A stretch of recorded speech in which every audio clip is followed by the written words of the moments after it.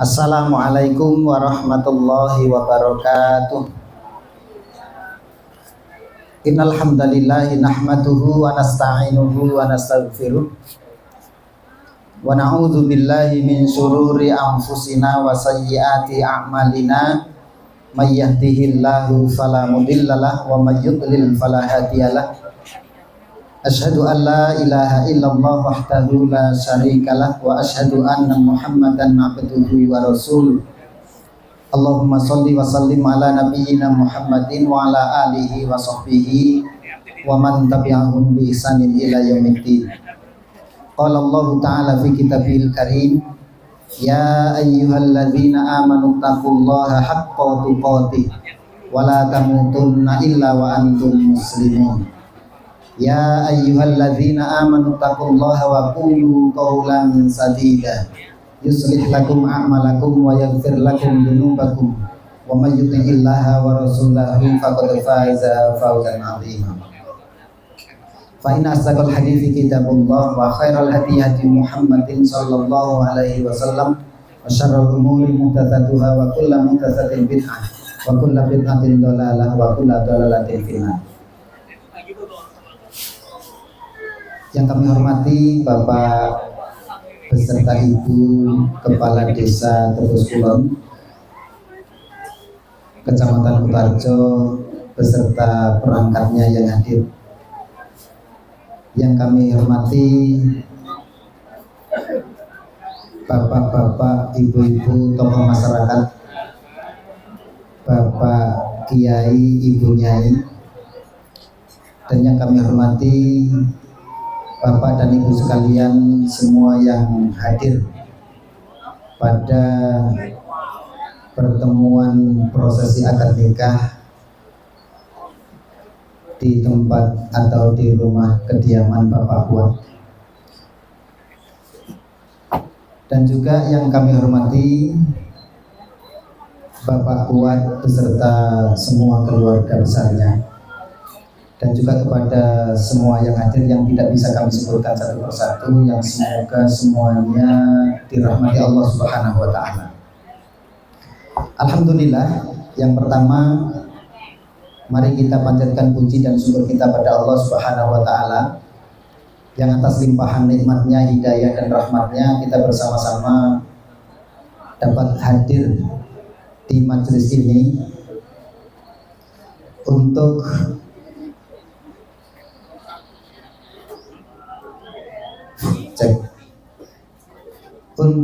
mendoakan prosesi akad nikah yang baru saja sekitar jam 9 Pak Kuat ini. Pak Kuat ini baru saja telah menikahkan putrinya yang bernama Mbak Anna Amatika Majida yang telah dinikahkan dengan seorang lelaki solih yang bernama Mas Dia Putra Idiana Kusuma. Dan saya diminta untuk sedikit memberikan nasihat, khususnya adalah kepada teman-teman berdua. Umumnya adalah kepada kita mantan lawas juga ya. Jadi karena ini baru saja menikah, ada satu sunnah untuk kita di sini bersama-sama ikut mendoakan kepada mempelai berdua. Yang pertama, mari kita bersama-sama mendoakan kepada teman-teman berdua dengan doa sebagaimana yang Rasulullah ajarkan kepada kita. Monggo diikuti. Barakallahu laka, mari. Wa baraka alaika wa jama'a bainakuma fi khair. Barakallahu laka wa baraka alaika wa jama'a bainakuma fi khair. Sekali lagi, barakallahu laka wa baraka alaika wa jama'a bainakuma fi khair. Amin ya rabbal alamin. Jadi ini disunahkan untuk kita mendoakan kepada teman-teman berdua dengan doa tersebut, dan doa ini sederhana tapi kandungannya sangat luar biasa, tidak sederhana kandungannya. Kenapa doa itu kok bukan ya semoga harmonis, ya, semoga nanti menjadi keluarga kaya, bukan. Tapi yang diminta dalam doa itu adalah keberkahan. Semoga Allah memberikan keberkahan kepadamu, atasmu, ya. Dan semoga Allah mengumpulkan, ini panggilannya Mbak Ana siapa ini? Mbak Ana ya betul ya, Mbak Ana. Panggilannya Mas Dia Putra? Putra. Oh baik. Wajah ma'abainakuma fi khair ini kita mohon kepada Allah agar Mbak Ana sama Mas Putra ini disatukan, dikumpulkan melalui akad pernikahan. Itu adalah dalam keadaan khair, dalam keadaan baik, artinya selalu mendapatkan kebaikan. Semoga Allah memberikan keberkahan kepada Ananda berdua, dan semoga Allah mengumpulkan Ananda itu dalam kebaikan. Jadi keberkahan itu adalah bertambahnya kebaikan, atau kebaikan yang semakin bertambah, kebaikan yang meningkat, ya apa saja. Makanya di dalam rumah tangga itu ya semoga keluarganya barokah, semoga pekerjaannya barokah, semoga hartanya barokah, ya. Semoga tempat tinggalnya barokah. Jadi semuanya itu kalau barokah itu akan mengembangkan banyak kebaikan-kebaikan. Nah, ini yang kita doakan kepada mempelai berdua, semoga betul-betul dikumpulkan dalam keadaan baik dan mendapatkan barokah dari Allah Subhanahu wa Ta'ala. Kemudian yang kedua, sekedar mengingatkan saja, karena saya yakin Ananda berdua ini ya sudah mempersiapkan betul sebelumnya sampai kepada jenjang pernikahan. Jadi tentang pernikahan itu sendiri itu disebutkan di dalam Al-Quran, ya, itu ada dengan sebutan mitsaqon ghalidho, ya. Itu di dalam surat An-Nisa ayat 21. Wa akhadna minkum mitsaqon ghalidho, bahwa mereka istri-istrimu itu jadi telah ya ada perjanjian yang kuat, mitsaqon ghalidho. Jadi pernikahan, akad nikah yang tadi pagi mungkin sudah dilangsungkan, itu adalah merupakan mitsaqon ghalidho, perjanjian yang kuat, perjanjian yang kokoh, perjanjian yang berat, perjanjian yang suci, yang suci. Dan itu perjanjian yang bukan main-main. Artinya perjanjian seorang suami dengan perjanjian seorang istri untuk membangun rumah tangga yang islami, berlandaskan kepada Al-Quran dan Sunnah dalam rangka untuk beribadah kepada Allah Subhanahu wa Ta'ala. Jadi kalau itu sudah ada perjanjian seperti itu, maka pribadi-pribadi pasangan itu nanti ada hak dan kewajiban, komitmen untuk selalu ya teguh, berpegang teguh kepada itu semuanya, kewajiban-kewajibannya. Nah ini yang perlu untuk kita sadari. Pernikahan itu merupakan ibadah yang waktunya lama, yang waktunya bisa seumur hidup. Berarti kita betul-betul harus bisa menjaga dan merawat dalam melaksanakan ibadah nikah ini waktunya sepanjang hidup, sepanjang hidup. Kalau sholat kan paling 5 menit sudah selesai. Ya, puasa yang kemarin panjang kita lakukan 12 jam, 13 jam selesai. Lah ini yang namanya ibadah nikah, mulai dari angkah tuka wa zawwajtuka, mulai dari itu sah pernikahannya, maka hak dan kewajiban status suami istri sudah disandang, maka terus menerus untuk menunaikan perjanjiannya ya antar sesama pasangan dalam rangka untuk beribadah kepada Allah Subhanahu wa taala. Jadi pribadi-pribadinya itu adalah menjadi hamba Allah, melaksanakan kewajibannya kepada Allah Subhanahu wa taala. Nanti saling ingat mengingatkan, saling ya untuk nasihat menasihati. Karena apa? Hidupnya membangun rumah tangga itu dilandasi beribadah kepada Allah dengan landasan Al-Quran dan Sunnah. Ini perjanjian yang kokoh, yang tidak main-main, yang serius. Sehingga mulai saat ini, yang Mbak Ana itu kemarin tadi pagi sebelum akad nikah itu masih menjadi tanggung jawab orang tua, dalam hal ini adalah Bapak Kuat beserta ibu. Tapi mulai sudah akad nikah sekarang ini, Mbak Ana sudah menjadi tanggung jawabnya dari Mas Putra. Dan alhamdulillah ini ya, Mas Putra ini yang dipilih oleh Pak Kuat untuk melanjutkan tanggung jawabnya di dalam mendidik dan menjaga putrinya Mbak Ana agar betul-betul itu selalu dalam keadaan baik dan diridhoi Allah Subhanahu wa taala. Ya. Jadi ibaratnya kemarin sejak bayi lahir sampai sebelum nikah itu menjadi tanggung jawab semuanya itu ya yang terbaik diberikan oleh orang tua kepada Mbak Ana. Pendidikannya juga pendidikan diarahkan kepada Islam ya.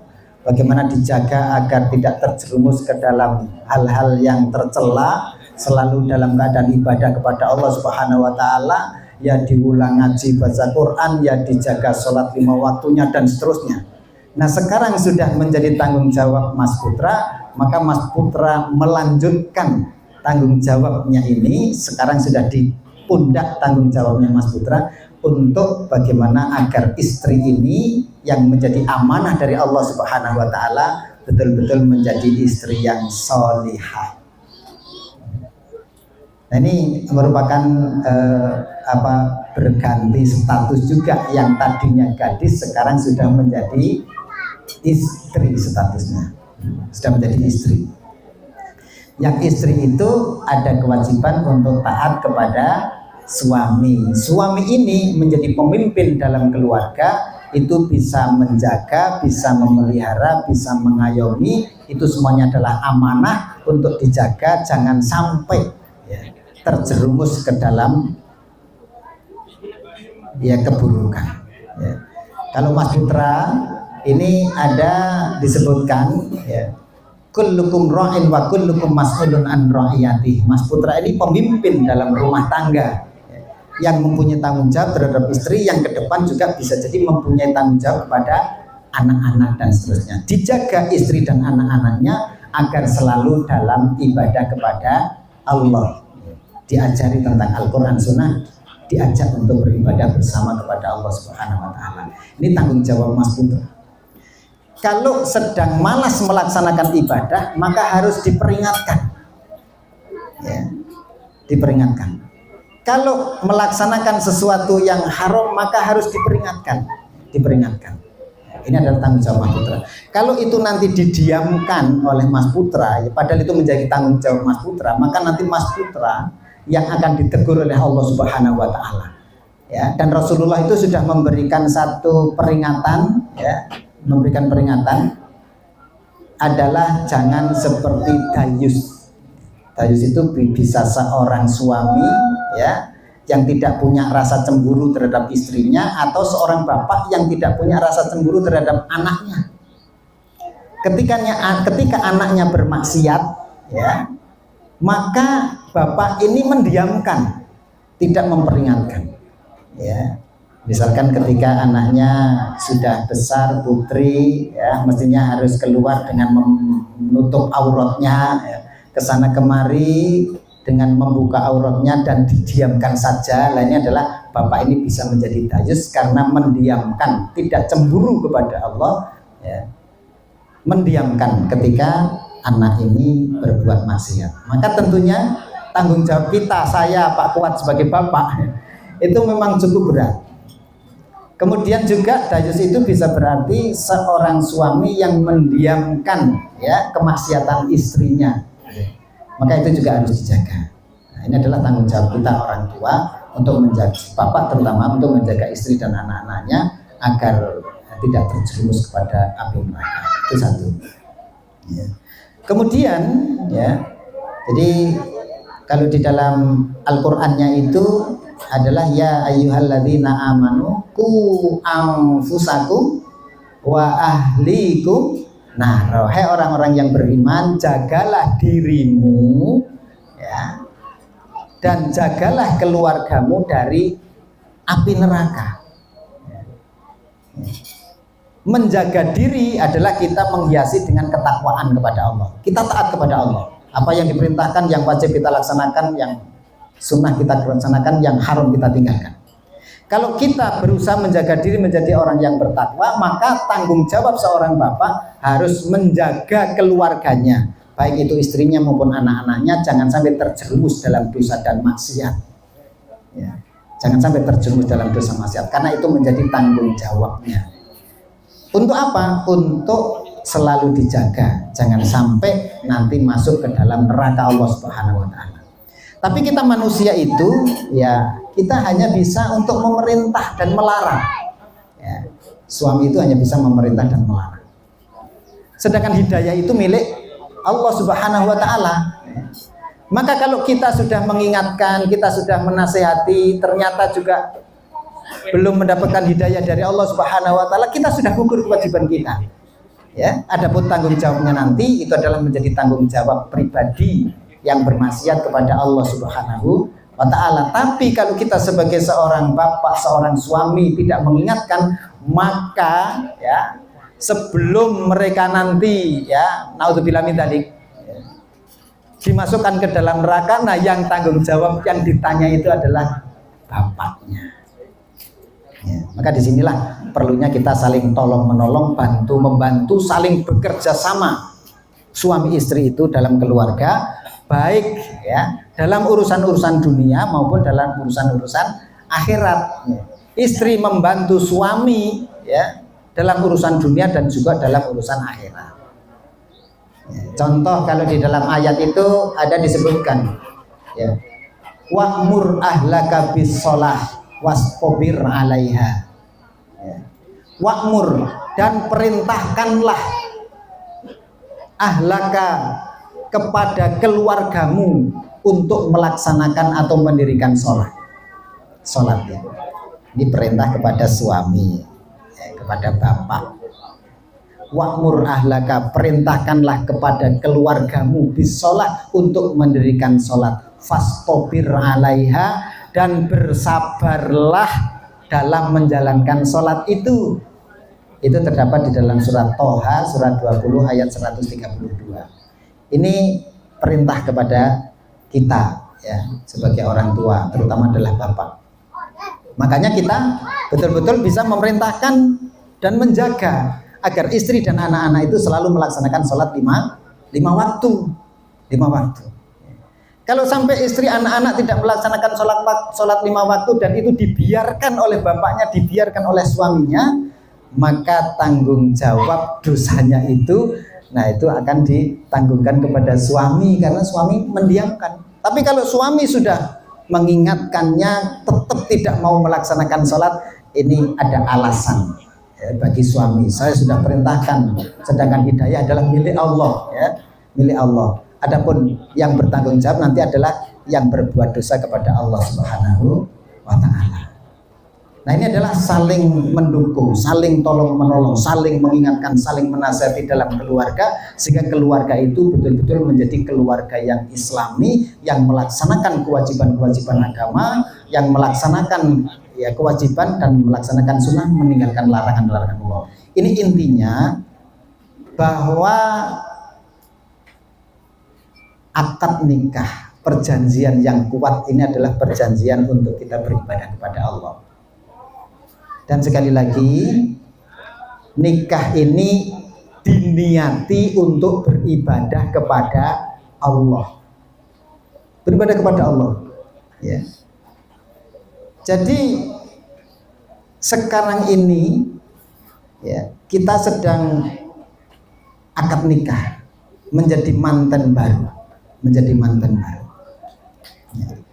Kemudian di sini dinasihati antara satu dengan yang lain. Ya, seorang suami itu yang paling baik adalah seorang yang sangat lembut kepada keluarganya. Ya. Kalau disebutkan oleh Rasulullah itu khairukum li ahlihi wa ana khairukum li ahli. Sebaik-baik kalian suami itu adalah orang yang baik, orang yang paling baik kepada keluarganya. Dan aku, kata Rasul, adalah orang yang paling baik terhadap keluarga. Ya. Maka di sini sebagai seorang suami itu betul-betul bagaimana bisa melaksanakan kewajibannya kepada istri. Ya. Bagaimana selalu berkomunikasi dengan lemah lembut, ya, dengan santun, kemudian tidak dengan kasar dan selalu menghormati istri yang sangat dicintainya itu. Kemudian yang kedua itu kaitannya dengan istri. Istri pun begitu. Ya. Istri ini harus selalu taat kepada suami sepanjang itu adalah hak benar. Tapi kalau diperintahkan untuk berbuat maksiat, nah ini tidak harus taat. Ya. Harus tidak taat malah ya. Nah, ini makanya suami dan istri, sekali lagi, nikah ini untuk kita saling menjaga keharmonisan rumah tangga. Ini waktunya lama, waktunya bisa sepanjang hidup, ya. Karena setelah nikah itu kan terus menjadi suami istri, Maka di situ harus kita banyak meluruskan niat kita, bagaimana kita itu merawat cinta, ya, agar kita itu selalu dalam keadaan. Tapi tidak bisa itu semuanya dalam keadaan senang terus menerus, ya. Tidak ada permasalahan dalam hidup itu tidak bisa. Mesti ada persoalan-persoalan dalam rumah tangga. Nah, itu yang harus diselesaikan dengan sebaik-baiknya. Saya berikan satu tip. Mumpung ini masih mantan baru. Ada seorang qadhi, seorang hakim, namanya Surah Al-Qadhi, yang disebut juga dengan Abu Umayyah. Itu pernah bertemu dengan ulama besar juga, As-Sa'di. Ditanya oleh As-Sa'di, wahai Surah Al-Qadhi, ya, bagaimana kabarmu dengan keluargamu? Kemudian dia menjawab, alhamdulillah, selama 20 tahun saya menikah, ya, saya tidak pernah melihat yang membuat saya marah kepada istri saya. As-Sa'di kaget, kok bisa begitu? Bagaimana caranya? Kemudian Surah Al-Qadhi itu bercerita, ya, setelah akad nikah seperti ini, kemudian para tamu ini sudah pada pulang, sudah sepi, tidak ada tamu. Saya begitu melihat istri saya, masya Allah, cantiknya luar biasa, kata surah, ya, kecantikan yang sangat langka.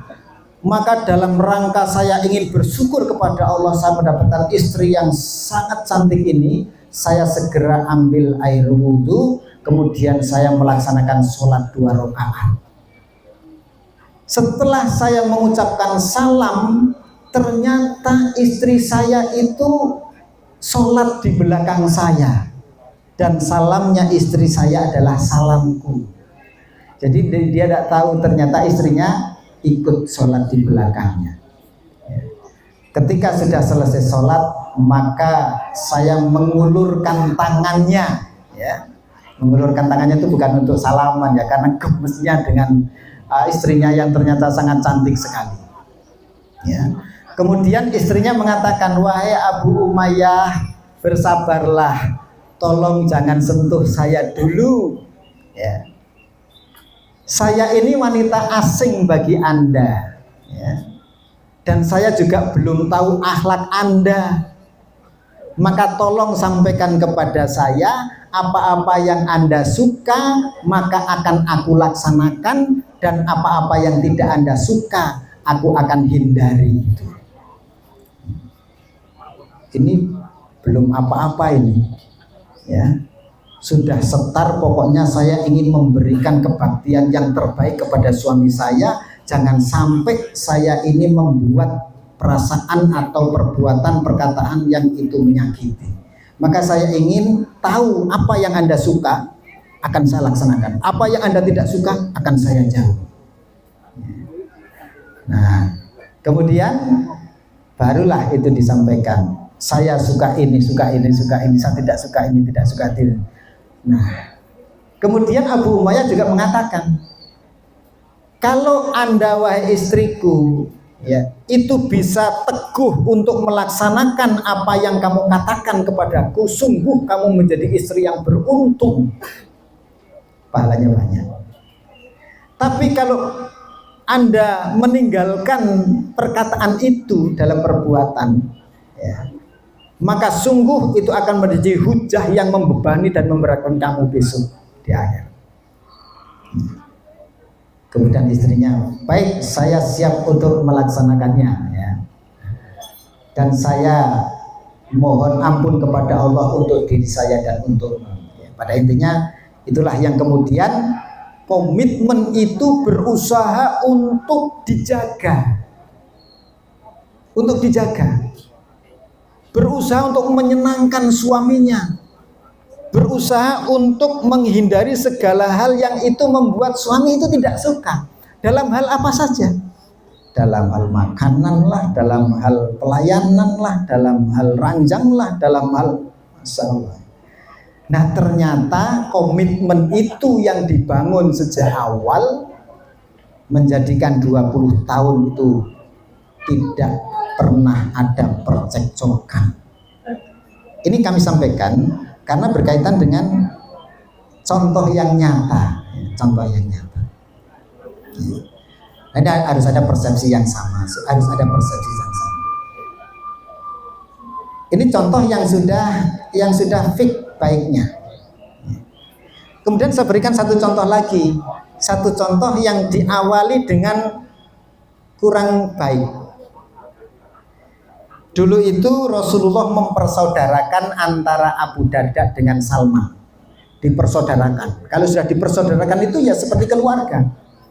Suatu ketika Salman ini berkunjung ke rumah Abu Darda. Abu Darda sedang pergi bertemu dengan Ummu Darda. Ketika bertemu dengan Ummu Darda ini, Salman Al-Farisi, Salman ini melihat Abu Darda kok tidak begitu berhias.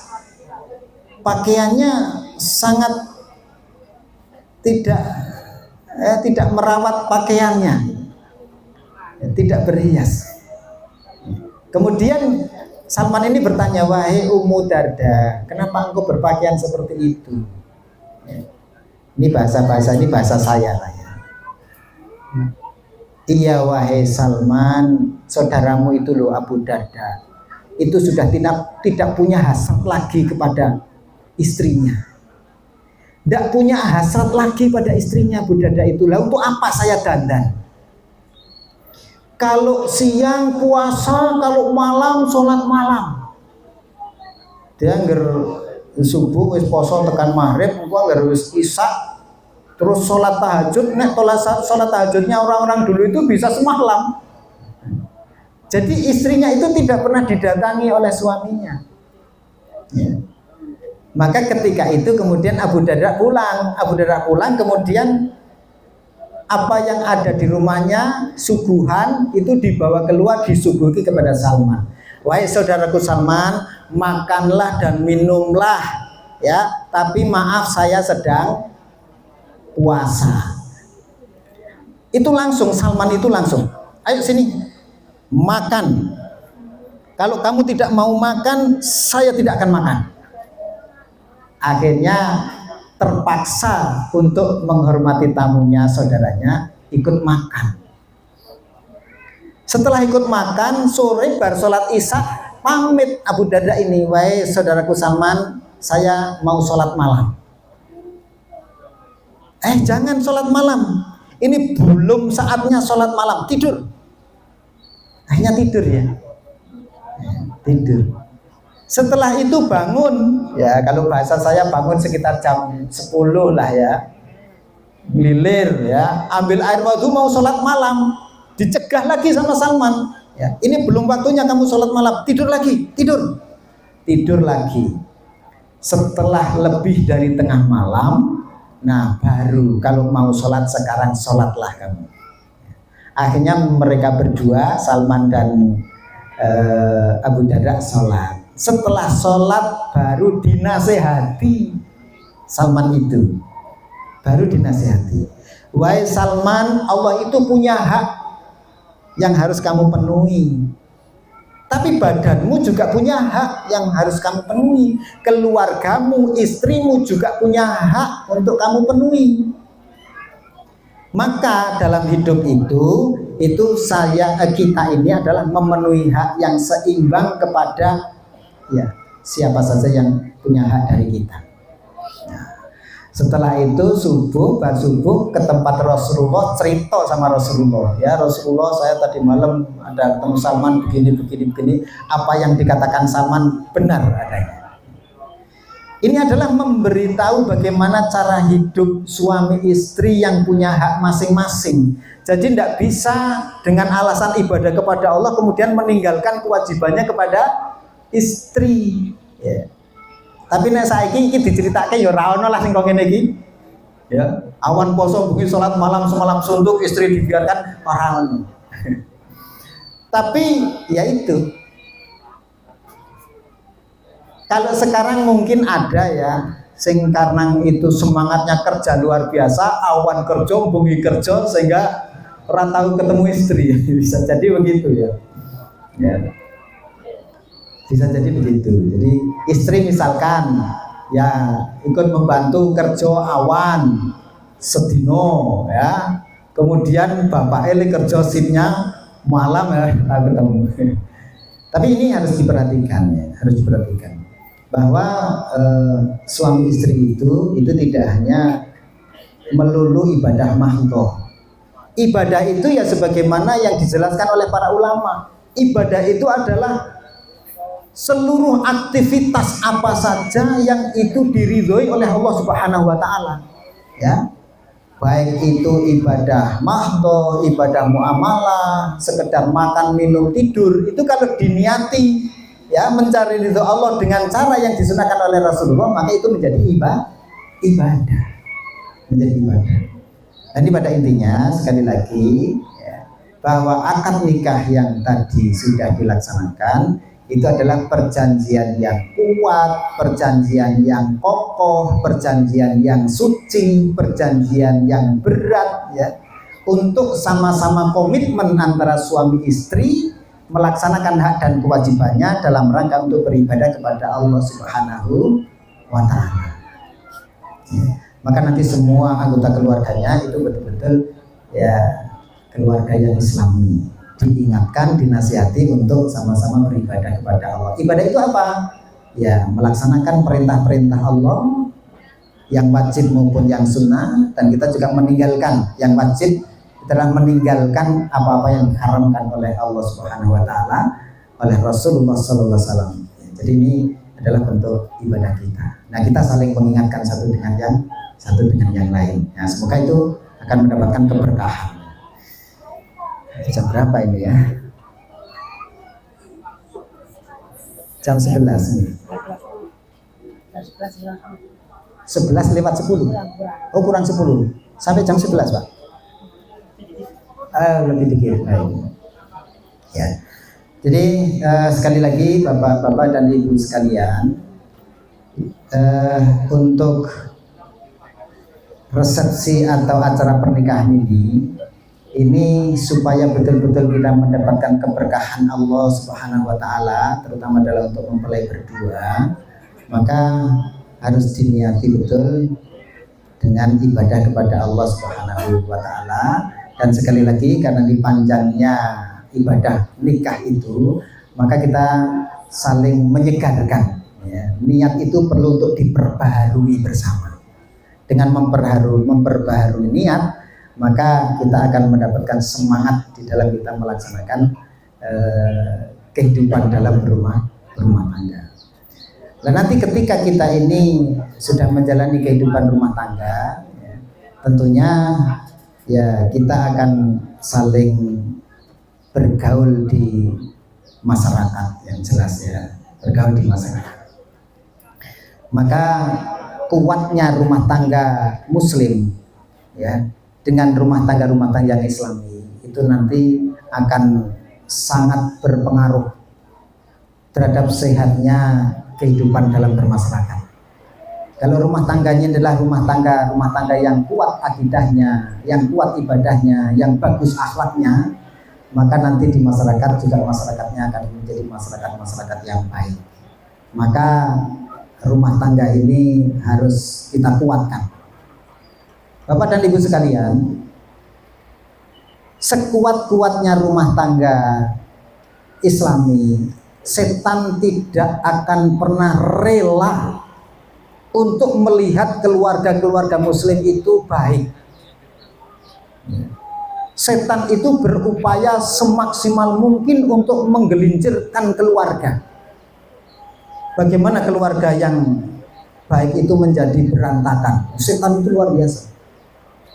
Makanya Rasulullah SAW itu sudah menyampaikan kepada kita ya, bahwa iblis itu meletakkan singgasananya, kerajaannya itu di atas air laut.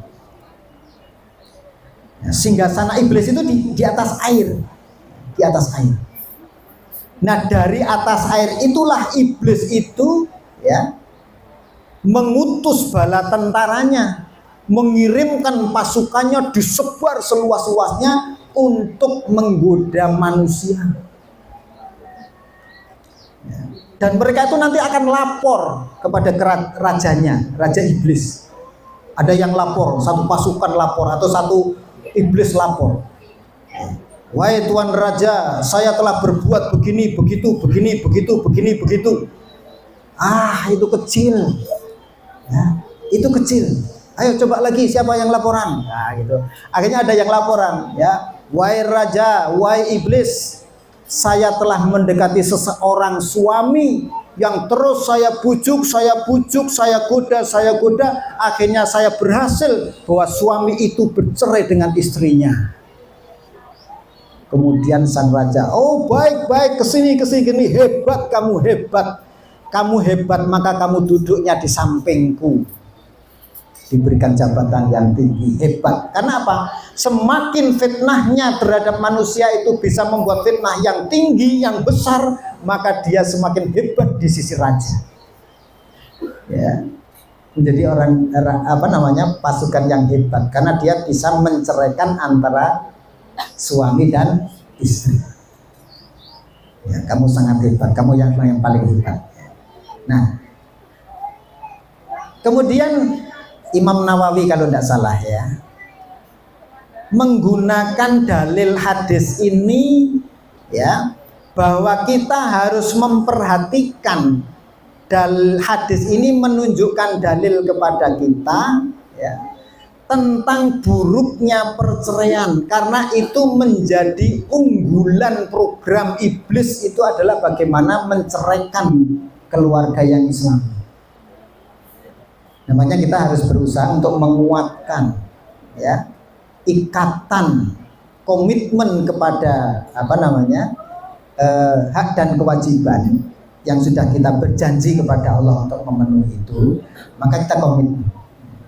Jangan sampai kita itu tergoda ya, tapi kita nggak bisa tidak tergoda, manusia ya, kita mesti tergoda, itu pasti. Tapi kalau tergoda, maksud saya itu kita itu bisa menyelesaikan dengan penyelesaian yang baik sehingga kita itu rukun kembali, tidak sampai kita itu kemudian berpisah. Karena satu dengan yang lain itu harus menyadari betul. Ya.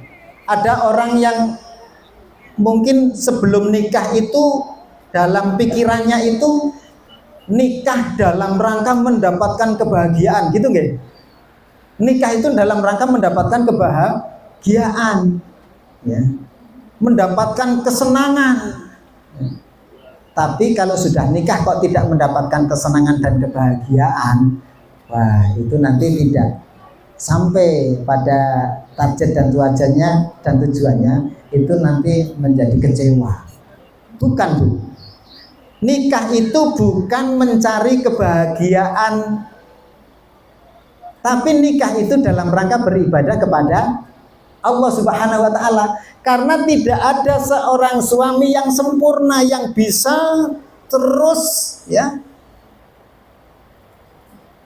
untuk ya istri itu mendapatkan kepuasan dari suami. Tidak bisa, karena suami ini penuh dengan keterbatasan, tidak sempurna. Begitu juga suami harus tahu betul, harus sadar betul bahwa tidak ada istri juga yang sempurna, Maka tidak boleh seorang suami membenci istrinya dan istrinya membenci suaminya. Maunya itu tidak boleh. Ya. Tapi ini kadang-kadang karena kita itu kurang menyadari itu, gampang seorang suami membenci istri atau seorang istri membenci suami. Nek wis kadung ora cocok, itu. Makanya Rasulullah menyampaikan la yafraq, ya, mukminun mukminatan. Janganlah seorang laki-laki mukmin, artinya suami, membenci kepada seorang perempuan mukmin yang itu istrinya. Jangan seorang suami membenci istrinya. In kariha minha khuluqan radiya minha akhar. Kalau suami itu ya tidak suka terhadap salah satu perangai istrinya, maka lihatlah perangai istri yang lain yang kalian suka. Jadi biar imbang. Tapi kadang-kadang kita tidak bisa melihat seperti itu. Nek wis kadung ra seneng mbok apik yo elek. Karang wis kadung ra seneng. Tapi kalau kita bisa adil, bisa imbang, ya lihatlah mana-mana yang itu memang baik. Jadi saya berikan satu contoh yang nyata ini ya.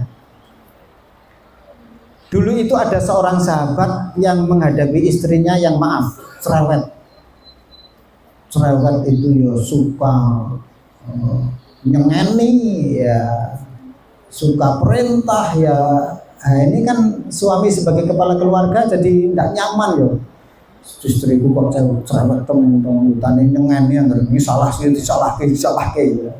Kemudian dia itu pergi ke rumah Umar bin Khattab.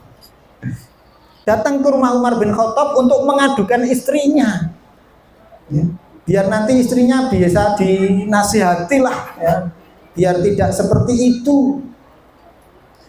Terus sampai di tempat Umar, ya, begitu dok assalamualaikum, ternyata terdengar dari luar Umar juga lagi dicereweti sama istrinya, lagi disengani, lagi akhirnya dia pulang.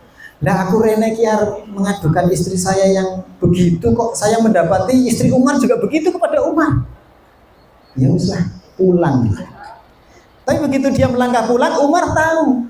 Ya, Umar tahu. Dipanggil, jangan pulang ke sini. Ada apa? Ya sejujurnya wahai Umar, saya ke sini itu mau mengadukan istri saya yang cerewet ya, bahasa saya gitu ya. Tapi ternyata saya di sini mendengar juga ya, Anda sedang dimarah-marahi sama istri Anda dan sebagainya. Nah, siapa suami yang suka seperti itu? Bu Umar juga tidak suka. Tapi kemudian Umar menyampaikan, wahai saudaraku, sini saya kasih nasihat. Ya. Kalau kamu melihat dan mendengar istri saya yang seperti itu dan istrimu juga ada kalanya seperti itu, ayo kita suami-suami yang berlapang dada, maafkanlah istri-istri kita yang seperti itu. Karena istri-istri kita itulah yang menjadi tempat untuk kita melampiaskan nafsu dengan halal. Coba kalau tidak ada istri, kita bisa melampiaskan ke tempat yang haram. Jadi istri itulah ya satu-satunya yang bisa untuk menyalurkan nafsu sahabat kita. Dua, istri itu yang memasakkan makanan kita dan anak-anak kita. Istri itu yang mencuci baju-baju kita. Artinya melihat dari sisi baiknya, ya. Walaupun di situ ada juga sisi kurang baiknya. Nah, yang kurang baik itu bisa dimaafkan karena bisa melihat sisi baik. Nah, makanya hadis tadi itu, ya, la yafrok, ya, mukminun mukminatan. Jangan seorang laki-laki beriman, seorang suami membenci kepada seorang perempuan yang beriman, seorang istri. Ya, jika kalian tidak suka dengan salah satu perangai istri, maka lihat perangai yang lain yang kamu suka. Jangan sampai yang tidak suka menimbulkan perceraian. Ya, ini saya kira harus maklum begitu, harus menyadari seperti itu, ya, bahwa ada kalanya ya kita menyenangkan suami, ada kalanya suami menyenangkan istri, ada kalanya juga tidak menyenangkan. Ya. Itu mesti begitu, tidak bisa, tidak menyenangkan terus tidak bisa, menyenangkan terus juga tidak bisa. Ya. Lah tapi akhirnya tidak menyenangkan gitu loh. Sehingga kadang-kadang kalau sudah ketemu putri sama putri, ya gimana suami gimana, suamimu gimana? Suamimu termasuk suami yang alhamdulillah apa suami yang astagfirullah? Wah kalau suamiku astagfirullah, ya. Orangnya gini-gini. Nah gitu ya. Jadi kita berusaha untuk bagaimana merawat keluarga agar tidak sampai terkena fitnahnya setan, ya. Setan itu program unggulannya yang besar itu bagaimana agar suami istri bisa bercerai. Tapi kita sebagai seorang mukmin itu berusaha agar kita itu jangan sampai putus dalam keluarga. Walaupun putus itu sih ya sebagai jalan keluar terakhir boleh, walaupun itu memang ya dibenci oleh Allah Subhanahu wa Ta'ala. Jadi itu sebagai jalan terakhir. Jangan gampang kemudian cerai, jangan gampang cerai. Nah, ini kita berusaha untuk bagaimana keutuhan rumah tangga ini kita betul-betul harus waspada. Program unggulan setan itu adalah menceraikan ya suami istri agar keluarga itu bubar. Karena apa? Kekuatan kaum muslimin itu ada di rumah tangga. Kalau rumah tangga kuat, insya Allah itu menjadi kuat masyarakat kita. Ya. Tapi kalau rumah tangganya itu adalah rumah tangga yang gampang tergoda oleh setan sehingga banyak yang bubar, maka kalau rumah tangga itu maaf sampai perceraian itu adalah memutus keturunan. Satu. Agar cerai kan memutus keturunan, wong sudah tidak punya suami pasangan, ya. Kemudian yang kedua, ya, kalau itu tidak bisa mengendalikan nafsu, maka bisa jadi peluang untuk terjadi perzinahan dan keburukan-keburukan yang lain yang banyak. Ya.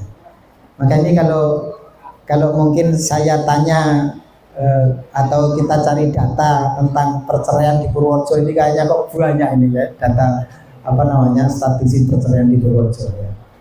Nah, makanya di situ kalau di Kutoarjo saya yakin kemarin itu sudah ada penyuluhan sebelum akad nikah ini di KUA biasanya ya, 2 hari atau sehari ya, itu sudah ada penyuluhan. Itu adalah merupakan satu upaya agar setiap pernikahan yang terjadi itu tidak sampai kepada persoalan-persoalan sampai kepada perceraian.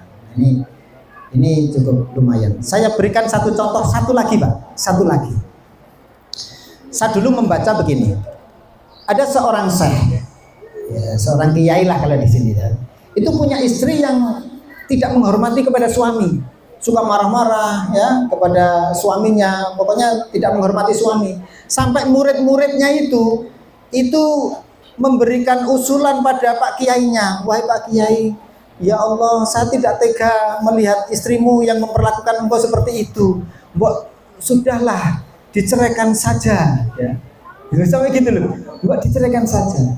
Kiai itu mengatakan kepada muridnya begini, wahai muridku, Allah itu telah memberikan karunia kepada saya itu banyak sekali. Ilmu yang saya berikan Allah kepada saya itu banyak. Saya mempunyai banyak murid, sangat misikan ini, itu adalah nikmat dari Allah Subhanahu wa Ta'ala. Maka kalau istri saya itu seperti itu, saya bersabar dan saya tidak akan menceraikannya, karena bisa jadi saya diberikan istri yang seperti itu karena kesalahan dosa-dosa saya di waktu lalu, sehingga istri saya itu untuk menguji kepada saya untuk Allah mengampuni dosa-dosa di masa lalu dengan saya bersabar kepada istri yang seperti itu. Ini luar biasa, ya. Akhirnya dia tetap bersabar dengan istri yang seperti itu, ya dia berkumpul, ya dia menasehati, ya dia memperingatkan, dia bersabar dengan perilaku yang seperti itu. Tapi komitmennya, saya tidak akan menceraikan istri yang seperti itu, karena bisa jadi itu adalah merupakan hukuman atas dosa-dosa saya di masa lalu. Saya khawatir kalau saya itu sampai menceraikan dia, Allah akan memberikan hukuman yang lebih berat daripada itu. Ini pikiran-pikiran yang positif. Ya, orang yang tidak bisa sabar tidak bisa seperti ini. Ya, ini orang-orang yang memberikan kesabaran kepada. Jadi ini memang penting, ya.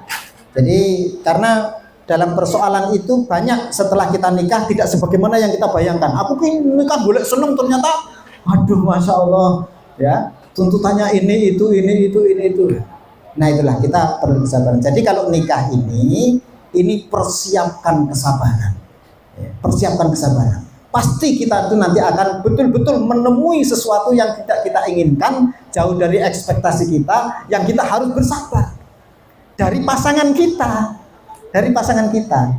Tapi juga ada yang begitu nikah sampai 20 tahun, sampai selama hidupnya betul-betul istri dan anaknya menjadi qurrata ayun, dan tidak pernah ada konflik dan sebagainya, selalu dalam keadaan menyenangkan. Baik dalam keadaan seperti itu ataupun tidak seperti itu, Rasulullah SAW, Al-Quran sudah mengajarkan kepada kita untuk kita selalu berdoa. Rabbana hablana min azwajina wa dzurriyyatina qurrata a'yun waj'alna lil muttaqina imama. Ya. Doa ini bukan hanya untuk laki-laki. Doa ini bukan hanya untuk bapak. Doa ini bukan hanya untuk suami, tapi ini doa juga dipanjatkan oleh ibu-ibu.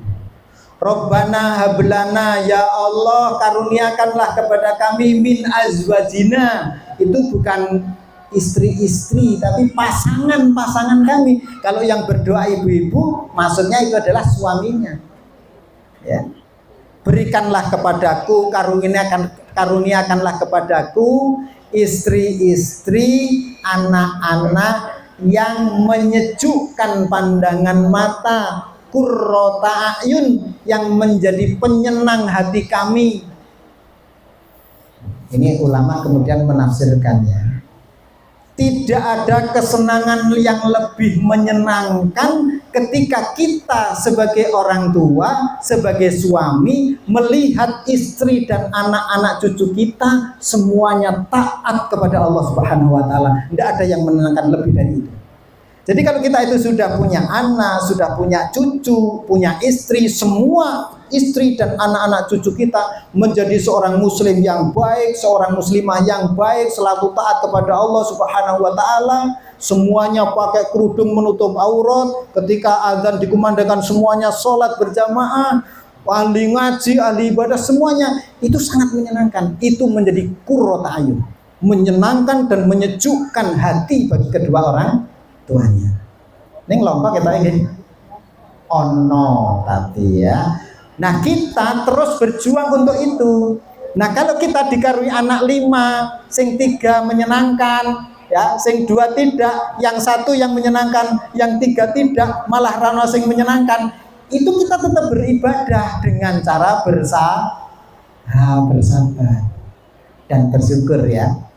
Nah, maka di sini dalam keadaan apapun kita tetap beribadah kepada Allah. Hanya kita ini ya begitu mempertahankan di dalam kita melaksanakan ibadah sampai akhir hayat. Baik, saya kira ini saja. Mudah-mudahan bermanfaat apa yang kami sampaikan. Langsung dulu. Oke. Baik, kita berdoa kepada Allah Subhanahu Wa Taala.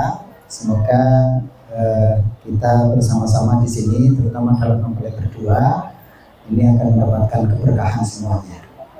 Innallaha wa malaikatahu yusholluna 'alan nabiy ya ayyuhalladzina amanu shallu 'alaihi wa sallimu taslima. Alhamdulillahirabbil alamin. Allahumma shalli 'ala Muhammad wa 'ala ali Muhammad kama shallaita 'ala Ibrahim wa 'ala ali Ibrahim innaka Hamidum Majid.